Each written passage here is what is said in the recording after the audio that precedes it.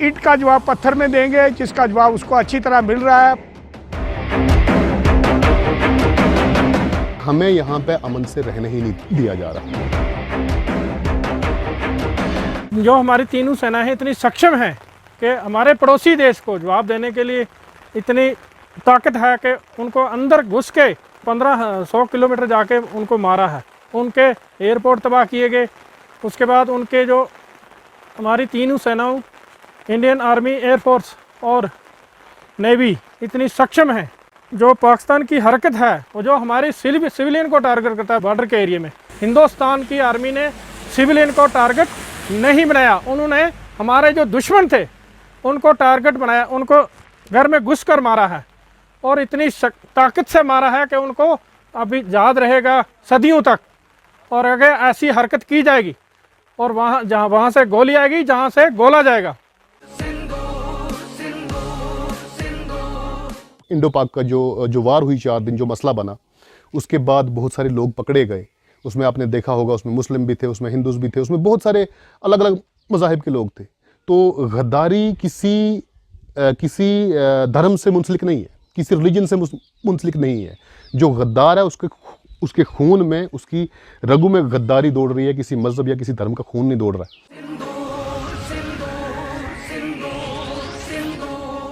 सबसे बड़ी गद्दारी है ये हिंदुस्तान में रह के बाहर के आदमी को खाना देना, या उनको अपने घर में जगह देनी, या हिंदुस्तान की फोर्सेस को नहीं बताना। सबसे बड़ी गद्दारी इसको हम लोग मानते हैं, चाहे वो कोई भी है हमारे धर्म का, यहाँ का हिंदू है, यहाँ का मुसलमान है, कोई भी है, धर्म की बात ही नहीं है यहाँ पे। और वो लोग तो सबसे बड़े गद्दार हैं जो उनको पनाह दे रहे अपने घरों में।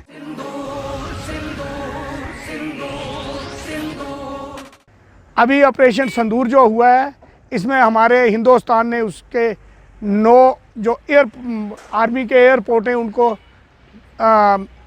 दस्त व्यस्त किया है, और पाकिस्तान की जितनी आर्मी है उसको उन्होंने खाक चिटाई है, पाकिस्तान पूरे को खाक चिटाई है, जिससे इतना नुकसान हुआ है कि जिसका वो बयान नहीं करते हैं।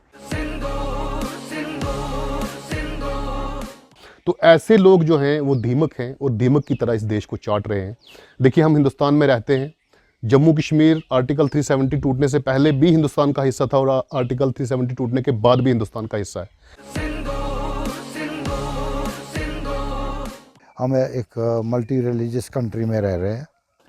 इसमें समाज में बेशुमार छोटी छोटी तफरकात भी हैं, छोटे बड़े। तो कोई ज़ुबान से या लसानी तौर पे काफ़ी अलग मतलब रंगारंगी है, कल्चर रीत और रवाज अलग है। तो इसी तरीके से मज़हब अलग हैं, हमारी कई तरीक़ों से विचारधारा अलग है।